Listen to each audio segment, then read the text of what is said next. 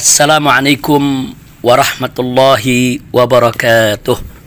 Bismillah walhamdulillah wassalatu wassalamu ala rasulillah wa ala alihi wa sahbihi wa mawalah. Alhamdulillah, pada kesempatan hari ini Jumat 27 November 2020 saya merasa senang dan bahagia sekali di mana diberikan kesempatan untuk memberikan sambutan pada acara peluncuran dan bedah buku pemikiran sang revolusioner Dr. Sahganda Nainggolan yang dilaksanakan di Sekretariat Kami Nasional, Jalan Kusuma Atmaja 76, Menteng, Jakarta Pusat. Karenanya, melalui sambutan singkat ini saya ingin menyampaikan penghargaan dan apresiasi kepada segenap rekan-rekan, kawan seperjuangan yang ada di kami, Koalisi Aksi Menyelamatkan Indonesia. Teristimewa saya sampaikan juga penghormatan saya untuk segenap jajaran presidium kami. Yang terhormat Bapak Jenderal TNI Purnawirawan Gatot Nurmantio. Begitu juga yang terhormat Bapak Profesor Dr. M. Din Samsuddin. Dan tidak lupa sahabat setia saya Al-Habib Muhsin bin Ahmad Al-Attas LC. Dan juga saya ingin menyampaikan apresiasi penghargaan kepada para pembicara. Yaitu yang pertama, Saudara Dr. Hariman Siregar. Yang kedua, Saudara Dr. Margarito Kamis. Dan yang ketiga adalah yang tidak asing lagi bagi kita semua, yaitu Bapak Profesor Rocky Gerung.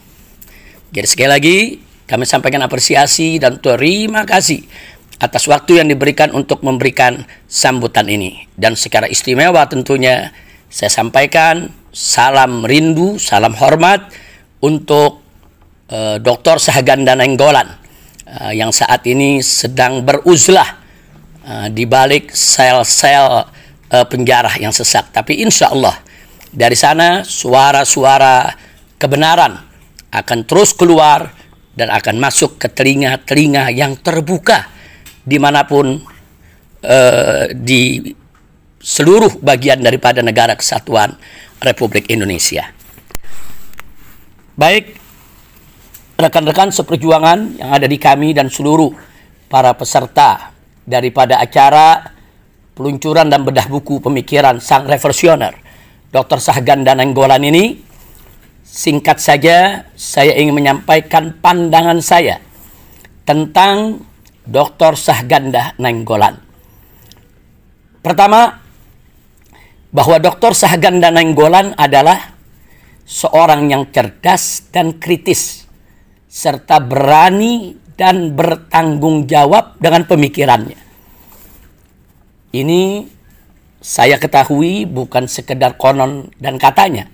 Jadi sebelum buku ini dicetak, ada beberapa tulisan tersebut memang sudah disebarluaskan, ada yang dibahas di dalam beberapa diskusi, ada juga yang disebarluaskan lewat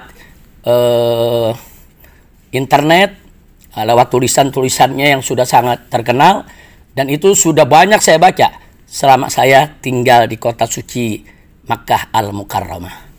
Nah, jadi sekali lagi saya ulangi, yang pertama bahwa Dr. Sahganda Nainggolan ini memang seorang yang cerdas dan kritis, serta berani dan bertanggung jawab dengan pemikirannya. Hanya saja menurut saya perlu lebih diracik dengan ruh ketuhanan yang Maha Esa, agar tetap terjaga dalam koridor keagamaan sebagai jati diri bangsa Indonesia. Yang kedua, bahwa Dr. Sahganda Nainggolan memiliki pemikiran sosial ekonomi politik yang sangat mumpuni dan komprehensif serta argumentatif. Terlepas ada beberapa ide-idenya yang sangat radikal, dalam arti sangat nekat mendobrak kemapanan, yang tentu saja belum tentu kita setuju. Tapi tidak bisa diingkari bahwa ide-ide tersebut sangat brilian dan cemerlang dari sisi sebagai sebuah pemikiran revolusioner. Yang ketiga, bahwa Dr. Syahganda Nainggolan sudah sangat tepat menempatkan diri sebagai oposisi di era krisis kebangsaan seperti saat ini, sehingga bisa menjadi sosial kontrol dan kelompok penyeimbang bagi rezim penguasa yang memang cenderung otoriter dan diktator serta ugal-ugalan. Nah, jadi kesimpulan saya, pertama, mestinya pemerintah rezim penguasa saat ini tidak menjadikan Dr. Syahganda Nainggolan dan kawan-kawan sebagai musuh atau sebagai ancaman, sehingga dibungkam dan dikurung. Justru mestinya dijadikan sebagai sparring partner, dijadikan sebagai lawan diskusi yang berakal sehat. Nah, yang kedua, kita mesti ingat, satu lawan yang cerdas dan berakal sehat jauh lebih baik dari sejuta kawan yang bodoh dan bermental penjilat. Karena melalui lawan cerdas berakal sehat, rezim penguasa bisa mendeteksi kelemahan diri sejak dini, sehingga bisa segera memperbaiki diri dan memperkuat sisi-sisi kelemahannya tadi. Sedang melalui kawan bodoh penjilat, maka rezim penguasa tidak akan pernah tahu kelemahan diri, sehingga akan semakin terpuruk dalam kehancuran. Nah, karena itu saya ulangi sekali lagi, satu lawan yang cerdas dan berakal sehat jauh lebih baik dari sejuta kawan bodoh dan bermental penjilat. Nah, yang ketiga, saran saya kepada pemerintah agar segera bebaskan semua tahanan politik. Ajak mereka diskusi, ajak mereka debat yang sehat. Suruh mereka semua kritisi segala kebijakan pemerintah yang menurut mereka membahayakan bangsa dan negara.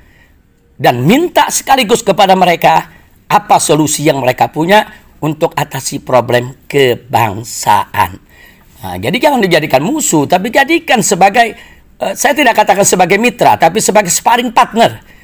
Sebagai sparring partner agar kita bisa mendeteksi sejak dini apa kelemahan kita yang harus diperbaiki. Nah, insya Allah, kalau saran ini dijalankan, maka segala kegaduhan tidak perlu terjadi di negara tercinta, Negara Kesatuan Republik Indonesia. Akhirnya, saya setuju bahwa Dr. Syahganda Nainggolan adalah memang sang revolusioner yang takkan padam semangat juangnya dan takkan mati pemikirannya hanya karena dinding penjara yang sesak. Akhirnya saya ajak semua kepada para peserta untuk kita mendoakan. Semoga saudara Dr. Syahganda Nainggolan dan kawan-kawan, di sana ada Bapak Dr. Jumhur Hidayat, ada Bapak Anton Permana, dan masih banyak lagi aktivis-aktivis buruh, mahasiswa, pelajar yang kritis, yang saat ini mereka mendekam dalam penjara. Kita doakan, semoga pemerintah Republik Indonesia segera membebaskan mereka tanpa syarat. Nah, sehingga membangun komunikasi politik yang bagus dengan para oposan ini, dengan para oposisi, dalam rangka untuk stop kegaduhan dan ayo mari, yaitu kita bangun bangsa Indonesia yang bermartabat sehingga kita semua sama-sama mendapatkan taufik dan hidayah dari Tuhan Yang Maha Esa, dari Allah Subhanahu wa Ta'ala. Sekian yang bisa saya sampaikan. Maaf kalau sambutan ini sangat singkat, tapi semoga bermanfaat. Salam saya untuk Dr. Syahganda Nainggolan. Berjuang terus, Allahu Akbar, merdeka. Assalamualaikum warahmatullahi wabarakatuh.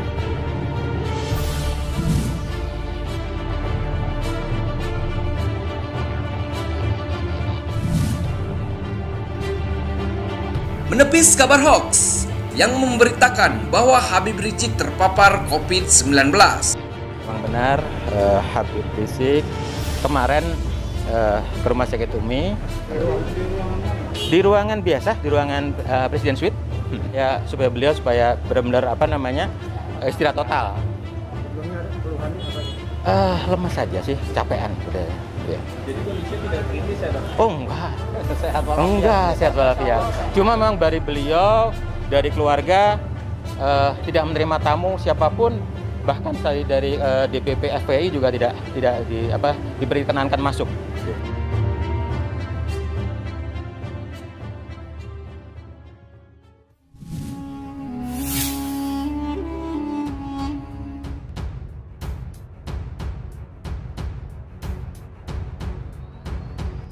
Imam Besar Front Pembela Islam Habib Rizik Syihab dan istrinya Syarifah Fadlun Yahya sedang menjalani observasi di Rumah Sakit UMI, Kota Bogor. Saat ini, keduanya dalam kondisi baik. Direktur Utama Rumah Sakit UMI Kota Bogor, Andi Tatat, mengatakan Habib Rizik datang ke rumah sakit pada Selasa 25 November 2020 bersama keluarganya.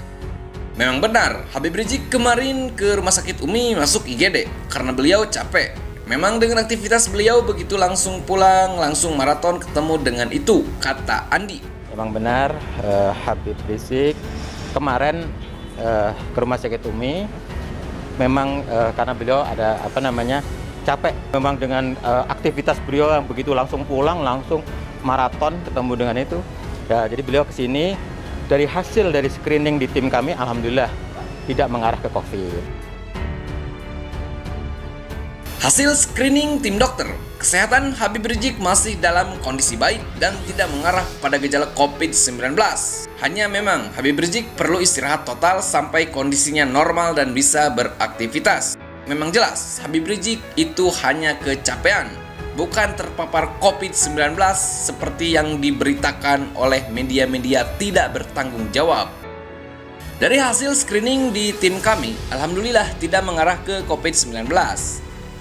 Memang beliau ada riwayat pasien di Rumah Sakit UMI, jadi beliau mengarahnya ke sini lagi.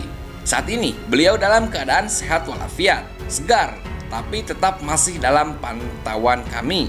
Insya Allah masih aman dan hasil laboratorium ronsen hasilnya semuanya baik, ujar Andi. Selama dirawat, Habib Rizik enggan untuk dijenguk oleh siapapun termasuk oleh organisasinya sendiri karena dirinya ingin istirahat secara total. Sekali lagi, beliau ingin istirahat secara total. Memang dari beliau dan keluarga tidak menerima tamu siapapun, bahkan dari DPP FPI juga tidak diberi kewenangan masuk. Sesuai dengan arahan, memang protokol semua pasien apapun itu tidak boleh ada yang jenguk, berlaku semuanya, tuturnya.